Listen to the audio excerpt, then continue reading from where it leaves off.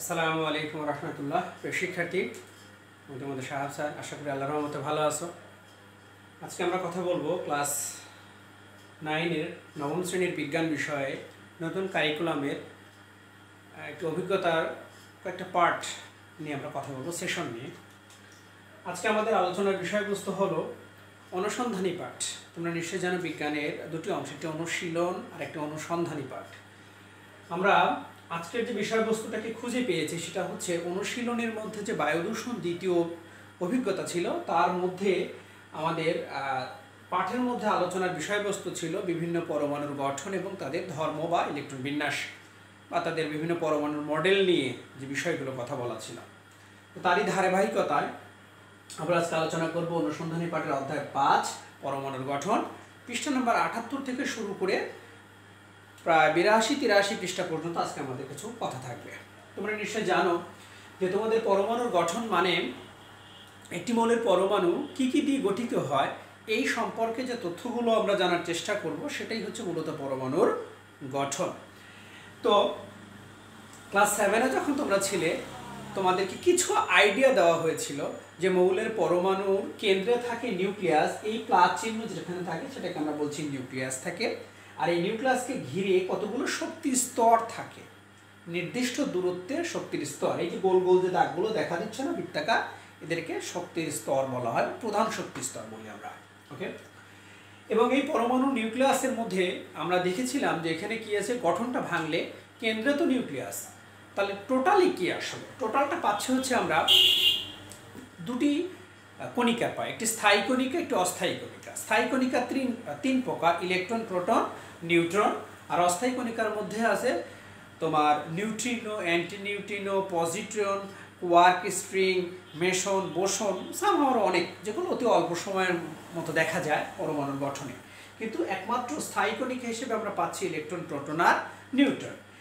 এই যে পরমাণুর এই যে প্লাস, এই যে নিউক্লিয়াস, আমরা যেটাকে লিখতেছি, এই নিউক্লিয়াসের মধ্যে থাকে নিউক্লিয়াস, এই নিউক্লিয়াসের মধ্যে থাকে প্রোটন আর নিউট্রন, পিতে প্রোটন, এনতে নিউট্রন। আর নিউক্লিয়াসের বাহিরে এই শক্তি স্তরে থাকে হচ্ছে ইলেকট্রন। তাহলে আমরা কি করব, নিউক্লিয়াসের বাহিরে থাকে, বাহিরে শক্তি স্তরে থাকে, শক্তি স্তরে থাকে হচ্ছে কি ইলেকট্রনকে আমরা ই দিয়ে প্রকাশ করব। তাহলে বাহিরে থাকলো হচ্ছে ইলেকট্রন, আর প্রোটন আর নিউট্রন থাকলো হচ্ছে কোথায়, ভেতরে। শিক্ষার্থী, তোমরা পরমাণুর গঠন সম্পর্কে দুটো মডেল পড়বা নবম শ্রেণীর এই অভিজ্ঞতাতে। যারা পড়েছো তো আলহামদুলিল্লাহ বুঝতে পারবা, যারা পড়ো নাই তারা সামনে পাবা। পরমাণুর এই গঠনের দুটো মডেল ছিল, একটি রাদারফোর্ডের পরমাণু মডেল, একটা হচ্ছে নিলস বোরের পরমাণু মডেল। তো রাদারফোর্ড যখন এই পরমাণু মডেলটা দিলেন, তখন উনি বললেন যে মৌলের পরমাণুর ভিতরে একটি ক্ষুদ্র জায়গা আছে যা তার সমস্ত আয়তনের তুলনায় এই প্লাস বা নিউক্লিয়াসের আয়তন অতি নগণ্য। এরপর যতগুলি প্রোটন কেন্দ্রে থাকবে ততগুলি ইলেকট্রন বাহিরে থাকবে। তুমি নিশ্চয়ই জানো প্রোটনের চার্জ হয় প্লাস আর ইলেকট্রনের চার্জ হয় মাইনাস। যতগুলি প্রোটন নিউক্লিয়াসে থাকে ঠিক ততগুলি ইলেকট্রন বাহিরের দিকে ঘুরতে থাকে, এই কথাটা বলা ছিল। ওকে, এরপর উনি বললেন যে সৌরজগতে যেমন গ্রহগুলো সূর্যকে কেন্দ্র করে ঘুরে, নিউক্লিয়াসকে কেন্দ্র করে ইলেকট্রনগুলো ঘুরে। এটা ছিল রাদারফোর্ডের কথা। কিন্তু ইলেকট্রনগুলো কোথায় কিভাবে ঘুরবে এ ব্যাপারে কোনো সঠিক তথ্য উনি দিতে পারেন না। আর রাদারফোর্ডের এই পরমাণুর মডেলটা ছিল মূলত এক ইলেকট্রনের জন্য, অর্থাৎ একটা ইলেকট্রন যাদের আছে তাদের ক্ষেত্রে গুরুত্বপূর্ণ ছিল। কিন্তু একের অধিক, তোমরা নিশ্চয় জানো যে বর্তমানে 118টি মৌল আছে, তার মধ্যে 98টি আমরা পাই হচ্ছে প্রকৃতি থেকে, 20টি হচ্ছে আমরা কৃত্রিমভাবে আমরা তৈরি করেছি, সব মিলে 118টা। তাহলে এক ইলেকট্রনের জন্য যদি বর্ণনা হয়, তাহলে একাধিক ইলেকট্রনের জন্য কি বর্ণনা হবে এ ব্যাপারে কোনো সঠিক তথ্য রাদারফোর্ড দিয়ে যেতে পারেন নাই। এখন আসি বোর কি বলছেন। তার 1911 সালে রাদারফোর্ড এই তথ্যটা দিলেন। ঠিক তার 2 বছর পর 1913 সালে এসে নিলস বোর উনি বললেন যে ইলেকট্রনগুলো যে শক্তি স্তরে ঘুরে তাদেরকে বলা হয় প্রধান শক্তি স্তর, তাকে বলা হয় হচ্ছে প্রধান শক্তি স্তর। প্রধান শক্তি স্তরকে আমরা এন দিয়ে প্রকাশ করব। কি দিয়ে? এন দিয়ে প্রকাশ করব। এখন প্রথমটা একটা শক্তি স্তর, তারপর একটা শক্তি স্তর, তাহলে কেন্দ্র থেকে আস্তে আস্তে তার দূরত্ব বেড়ে যাচ্ছে, আস্তে আস্তে তার ব্যাসার্ধ বেড়ে যাচ্ছে। এই জন্য প্রথমটাকে আমরা বলছি n নাম্বার 1, যাকে KLMN এভাবে সিরিয়াল করেও সাজানো হয়, ইংরেজিতে যেটাকে অরবিট বলা হয়। তাহলে প্রথম শক্তিস্তর, এই যে প্রথম ঘর, এই ঘরটাকে বলে n নাম্বার 1, শক্তিস্তর নাম্বার 1। তারপর যখন 2 নাম্বার ঘুরলো তখন সেটাকে ধরলাম 2, 3 নাম্বার যখন ঘুরলো তখন 3, 4 নাম্বার ঘুরলো তখন বললাম 4। এটা বিজ্ঞানী নিলস বোর 1913 সালে উনি প্রথম স্বীকার্য বা তার মতবাদ বললেন যে নিউক্লিয়াসকে কেন্দ্র করে ইলেকট্রনগুলো যখন ঘুরে একটা নির্দিষ্ট শক্তির স্তরে থাকবে, যাদেরকে আমরা অরবিট বলবো বা 1, 2, 3 বা KLMN দ্বারা প্রকাশ করব। 2 নম্বর উনি বললেন ইলেকট্রনগুলো যখন ঘুরে কৌণিকভাবে তখন তার যে কৌণিক ভরবেগ হবে mvr, এই mvr কৌণিক ভরবেগের মান NH/2π এর অখণ্ড গুণিতক। n মানে প্রধান শক্তি স্তর, h মানে প্ল্যাঙ্কের ধ্রুবক, এটা ক্লাস 7 এ তোমরা শিখে আসছিলে এই মানটা। m মানে ইলেকট্রনের ভর, v মানে বেগ, আর r মানে হচ্ছে যে রোটেশনালি যে ঘুরতেছে তার ব্যাসার্ধটা কত, কেন্দ্র থেকে কত নম্বর শক্তি স্তরে আছে তার ব্যাসার্ধের মান কত, এটা জানতে। তাহলে mvr এটা হচ্ছে 2 নাম্বার তত্ত্ব দেওয়া ছিল। mvr হচ্ছে mvr NH/2π, অর্থাৎ কোন ইলেকট্রনের ঘূর্ণায়মানরত ইলেকট্রনের কৌণিক ভরবেগের মান NH/2π এর অখণ্ড গুণিতক। 3 নম্বরে নিলস বোর বলে গেলেন যে ইলেকট্রনগুলো নিম্ন শক্তি স্তর থেকে উচ্চ শক্তি স্তরে যেতে পারে, উচ্চ শক্তি স্তর থেকে নিম্ন শক্তি স্তরে আসতে পারে। তো নিম্ন শক্তি স্তরের মান যদি E1 হয় আর উচ্চ শক্তি স্তরের মান যদি E2 হয়, তাহলে এই যে যাওয়া, E মানে এনার্জি, তুমি নিশ্চয়ই জানো যে নিচে থেকে যখন উপরে যেতে হয় তখন কি হয়, এনার্জি লাগে, শক্তি লাগে, আর উপর থেকে নিচে নামতে গেলে শক্তি কি করা লাগে, ছেড়ে দেওয়া যায়। তাহলে নিচে থেকে উপরে যেতে গেলে শক্তির শোষণ, আর উপর থেকে নিচে আসলে শক্তির বিকিরণ। এই শোষণ আর বিকিরণের যে ডিফারেন্সটা সেটাকে আমরা বলতেছি ডেল্টা ই সমান E2 মাইনাস হচ্ছে কত E1, বড়টা আগে ছোটটা পরে শক্তির মান, সমান এটাকে বলা হয় এইচ নিউ। এটাকে নিউ বলা হয়, নিউ মানে কম্পাঙ্ক। তো 3টি স্বীকার্য নিলস বোর দিয়ে গেলেন। তো প্রিয় শিক্ষার্থী, এখন আমরা যে জিনিসটা শিখতে চাচ্ছি যে কয়েকটা মৌল তোমরা ক্লাস 7 এ শিখে এসেছিলে, কয়েকটা মৌল, আমি আরো কয়েকটা মৌল দেখো আবার পুনরায় রিপিট করি। H মানে হচ্ছে হাইড্রোজেন, তার H মানে হাইড্রোজেন পারমাণবিক সংখ্যা, প্রোটন সংখ্যা তার 1। তারপরে He মানে হচ্ছে হিলিয়াম, তার প্রোটন সংখ্যা 2। তারপরে লিথিয়াম, তার প্রোটন সংখ্যা 3। তারপর হচ্ছে বেরিলিয়াম, তার প্রোটন সংখ্যা হচ্ছে 4।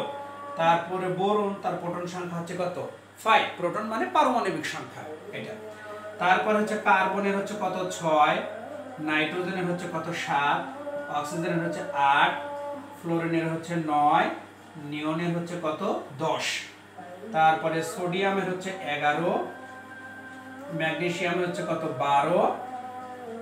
অ্যালুমিনিয়ামের হচ্ছে কত, 13। সিলিকনের হচ্ছে 14। ফসফরাসের হচ্ছে কত, 15। সালফারের হচ্ছে 16। তারপরে ক্লোরিনের হচ্ছে কত, 17। আর্গন, আর্গন বোঝায় 18। পটাশিয়ামের হচ্ছে 19। ক্যালসিয়ামের হচ্ছে কত, 20। তো এরকম 20টি মৌলের হিসাব ক্লাস 7 এ যখন তোমরা ছিলে এরকম ভাবে কিছুটা একটা আইডিয়া দেওয়া ছিল ক্লাস 7 এর বইয়ে, যে H মানে এটাকে প্রতীক বোঝায়, মৌলের নামের প্রতীক। তাহলে প্রতীক যদি H হয় তার পারমাণবিক সংখ্যা কত, আমি সিরিয়ালি লিখেছি, এভাবে আমরা পাবো। আমরা আরো কিছু মৌলগুলোকে আমরা পেতে পারি। ক্যালসিয়ামের পরে আছে স্ক্যান্ডিয়াম, মানে এটা তার পারমাণবিক সংখ্যা 21। তারপরে হচ্ছে কত, টাইটেনিয়াম মানে Ti, যেটা তার হচ্ছে কত, 22। ভ্যানাডিয়ামের হচ্ছে কত, 23। ক্রোমিয়ামের হচ্ছে কত, 24। তারপরে ম্যাঙ্গানিজের হচ্ছে কত, 25। এরপর আমরা কি পাচ্ছি, আয়রন মানে লোহার হচ্ছে কত, 26। তারপর হচ্ছে কোবাল্ট মানে কোবাল্টের 27। নিকেলের হচ্ছে কত, 28। কপারের হচ্ছে 29। আর জিঙ্কের হচ্ছে কত, 30। প্রিয় শিক্ষার্থী, আচ্ছা আমি একটু এখান থেকে এই কয়েকটা মৌলকে আমি এই পাশে লিখে দিচ্ছি তোমাদের বোঝার সুবিধার্থে। ম্যাঙ্গানিজের পরে আসবে হচ্ছে কি তোমার হচ্ছে আয়রন, তাহলে আয়রনের হচ্ছে কত, 26। তারপরে হচ্ছে কোবাল্ট CO, তার হচ্ছে কত, 27। নিকেল হবে হচ্ছে কত 28, কপার হবে হচ্ছে 29, আর জিঙ্ক হবে হচ্ছে কত 30। তো প্রিয় শিক্ষার্থী দেখো এই মৌলগুলো হচ্ছে সিরিয়ালি 1 থেকে 30টি মৌলের নাম, মৌলের প্রতীক এবং তার পারমাণবিক সংখ্যা এটা বলা আছে। একটি মৌলের পারমাণবিক সংখ্যা যতগুলো থাকে বা প্রোটন সংখ্যা একই এবং অতগুলোই তার ইলেকট্রন থাকে, তোমরা এটা নিশ্চয় জানো। এখন আসি যে একটি মৌলের এই পরমাণুর যে পারমাণবিক সংখ্যা বা প্রোটন সংখ্যা, তার ইলেকট্রন বিন্যাসটা হয় কিভাবে, এটি নিয়ে আমরা একটু কথা বলবো। তার ইলেকট্রন বিন্যাস নিয়ে আজকে আমরা কথা বলবো। এটা দেখো আমরা বলতে চাচ্ছি যে এন মানে হচ্ছে কি প্রধান শক্তি স্তর, প্রধান শক্তি স্তর, আর কোন শক্তি স্তরে কতগুলি ইলেকট্রন থাকতে পারে তা বের করার সূত্র হচ্ছে কত 2n²। 2n², এই সূত্রকে ব্যবহার করলে কোন শক্তি স্তরে কয়টি ইলেকট্রন থাকে তা আমরা বের করতে পারবো। দেখো আমি লিখে রেখেছি প্রথম শক্তি স্তর, তাহলে 2n, n এর মান কত হবে 1, 1 স্কয়ার করলে 1, 2 আর 1 গুণ করলে 2, তাহলে প্রথম শক্তি স্তরে ইলেকট্রন থাকবে কয়টা 2টা। তাহলে আমি একটু লিখে রাখি এই জায়গাতে, এই দেখো আমি একটা ইলেকট্রন উপরে দিলাম, একটা ইলেকট্রন আমি নিচে দিলাম, তাহলে প্রথম শক্তি স্তরে দুটো ইলেকট্রন দিয়ে ফেলছি। দ্বিতীয় শক্তি স্তরে কয়টি 2 ইনটু কি 2 স্কয়ার হবে, n এর মান 2, তাহলে 4, 4 দুগুণে 8, তাহলে এই শক্তি স্তরে ইলেকট্রন থাকবে আমার কয়টা 8টা। দ্বিতীয় শক্তি স্তরে ইলেকট্রন থাকবে আমার কত 8টা। তৃতীয় শক্তি স্তরে আমার কত হবে 3 স্কয়ার মানে কত 9, 9 দুগুণে কত 18, এটা ওই 2n² এর সূত্র ব্যবহার করে। তাহলে আমার তৃতীয় শক্তি স্তরে ইলেকট্রন যাবে হচ্ছে কয়টা 18টা। 4, 6, 8, 10, 12, 14, 16, 18, এরকম 18টা ইলেকট্রন তুমি দিয়ে দিবা, এরকম ডট দিয়ে দিবা। একইভাবে তুমি চতুর্থ 32টা এভাবে সাজায় ফেলবা। প্রিয় শিক্ষার্থী আমরা এখন এটা দেখতে চাচ্ছি যে n মানে হচ্ছে শক্তি স্তরের ধারণা, 1 2 3 4 5 দিয়ে বোঝায়। তাহলে sp/df মানে কি, ওই শক্তি স্তরের মধ্যে ইলেকট্রনগুলো কোথায় কিভাবে সাজিয়ে আছে সেটাকে জানার জন্য আমার এই মানটা লাগবে। s এর উপশক্তি স্তর বলে অরবিটাল বা উপশক্তি স্তর, s এ কয়টি ইলেকট্রন থাকতে পারে 2টি, p তে 6টি, d তে 10টি আর f এ 14টি। sp/df এই চারটিকে বলা হয় উপশক্তি স্তর। ওকে, এখন আসি তাহলে আমার এই প্রথম শক্তি স্তর, দেখো শক্তি স্তর নাম্বার 1, তাহলে এই 1 এ আমার কয়টি ইলেকট্রন আছে 2টি, এই 2টি কোথায় দেব 2 ইলেকট্রন কার আছে s এ, তার মানে এখানে আমি কি লিখতে পারি 1 লিখে s লিখে এখানে 2 দিতে পারি, তাহলে 1s2। এবার দ্বিতীয় শক্তি স্তরে আসো, দ্বিতীয় শক্তি স্তরে কি আছে 8টি ইলেকট্রন আছে, তাহলে 8টি ইলেকট্রনের দেখো তাহলে 2টি যাবে s এ আর 6টি যাবে p তে, তাহলে আমি তখন কি লিখতে পারি একে যে 2s2 2p কত 6 দ্বিতীয় শক্তি স্তরে। তৃতীয় শক্তি স্তরে কি হবে দেখো তো 18টা, তাহলে কত 2 আর 6 8 আর 10 18, তাহলে যেহেতু তৃতীয় শক্তি স্তর তাহলে শুরু করতে হবে sp/d। তাহলে আমি তৃতীয় শক্তি স্তরে আমি যখন আমি লিখতে যাব এই জায়গায়, তখন এই তৃতীয় শক্তি স্তরে আমি কি লিখব 3s2 3p6 3d হচ্ছে কত 10, এভাবে আমি লিখতে পারবো। চতুর্থ শক্তি স্তরে আমি কি করব 32টা, তাহলে আমার সবগুলো লাগবে 32টা হতে গেলে s লাগবে, p লাগবে, d লাগবে, f লাগবে, তখন আমি এটা লিখব হলো, তখন আমরা যেটা লিখব সেটা হচ্ছে কত 4s2 4p6 4d10 4f14, এটা। তাহলে প্রিয় শিক্ষার্থী এই ইলেকট্রন এই মানে মডেল থেকে আমরা কোন শক্তি স্তরের কয়টি ইলেকট্রন কিভাবে আছে আমরা বের করে নিয়ে আসতে পারবো। তো চলো আমি এখন যদি তোমাকে বলি যে হাইড্রোজেনেরটা যদি আমি বলি, এই হাইড্রোজেনের বাম পাশে এটা 1 মানে তার পারমাণবিক বা প্রোটন সংখ্যা বোঝায়, তাহলে আমি যদি ইলেকট্রন বিন্যাস করি তার ইলেকট্রন আছে কয়টা 1টা, তাহলে এটা কোন শক্তি স্তরে যাবে বলো তো, 1টা মানে প্রথম শক্তি স্তরে যাবে, তাহলে 1s কত 1, এভাবে আমরা লিখব। একইভাবে যদি আমি বলি হিলিয়াম, তাহলে কত 2, এটা কোথায় যাবে বলো তো, তাহলে এই শক্তি স্তরে দুটো ধারণ করতে পারে প্রথম শক্তি স্তরে, তাহলে কি লিখবো প্রথম এটা s এ 2টা। এরপর যদি আমি বলি লিথিয়াম, লিথিয়ামের 3, তাহলে লিথিয়ামের 3, তাহলে প্রথম তো এই প্রথম শক্তি স্তরে তো 2টি ইলেকট্রন থাকতে পারে, তাহলে 3টা বসাতে গেলে আমাকে আরেক শক্তি স্তরে যেতে হবে, তাহলে কি লিখবো এটা পূরণ করলাম 1s2 পূরণ করলাম, তারপর হচ্ছে কত 2s কত 1। এরপরে আমরা লিখবো হচ্ছে বেরিলিয়ামের হচ্ছে কত 4, সেটা হচ্ছে কত 1s2 2s2। একইভাবে আমরা লিখবো হচ্ছে বোরন, বোরনের 5, তাহলে কি লিখবো 1s2 2s2 2p1। দেখো আস্তে আস্তে একটা করে উপশক্তি স্তরে আমার ইলেকট্রনগুলোকে বসানো লাগতেছে এটা। তারপর এখন আসি, আমি যদি লিখি কার্বন, তাহলে কার্বনের 6, তাহলে 6 হলে কি 1s2 2s2 2p2। তারপর এখন আমি যদি লিখি নাইট্রোজেনের হচ্ছে 7, তাহলে 1s2 2s2 2p3। এখন আমি যদি লিখি অক্সিজেনের 8, 1s2 2s2 2p4। এখন আমি যদি লিখি ফ্লোরিনের 9, তাহলে 1s2 2s2 2p5। এখন আমি যদি লিখি নিয়ন, নিয়নের 10, নিয়নের যাবে 10, তাহলে কত 1s2 2s2 2p6। দেখো আমার এই p6, পিতে সর্বোচ্চ কয়টি ইলেকট্রন থাকতে পারে? 6টি। আমি যখন এর পরে যাব তাহলে নিশ্চয়ই আমাকে অন্য শক্তি স্তরে প্রবেশ করতে হবে, যেহেতু পির সর্বোচ্চ 6টা আমার কভার হয়ে গেছে। দেখো আমি একটু উপর থেকে একটু লিখি, দেখো তারপর 11 নম্বরে কে ছিল বলো তো? সোডিয়াম। তাহলে এখানে সোডিয়ামের হচ্ছে প্রোটন সংখ্যা কত? প্রতীকের বাম পাশের কোণার দিকে নিচে পারমাণবিক সংখ্যা বা প্রোটন সংখ্যা লেখা হয়। তাহলে আমরা কি করব? প্রথমে দেব হচ্ছে প্রথম শক্তি স্তরে 2টা, দেখো এই যে 2টা ইলেকট্রন প্রথম শক্তি স্তরে, তারপরে দ্বিতীয় শক্তি স্তরে 8টা, তাহলে এসে 2টা গেল আর পিতে 6টা, 6 আর 2 8, দ্বিতীয় শক্তি স্তরে কয়টা থাকে? 8টা থাকে। তারপরে এখন আমার যাবে হচ্ছে কত? দেখো 2 আর 2 4 আর 6 10, আমার আছে 11টা, তাহলে 3 এসে গিয়ে আবার একটা প্রবেশ করবে এভাবে।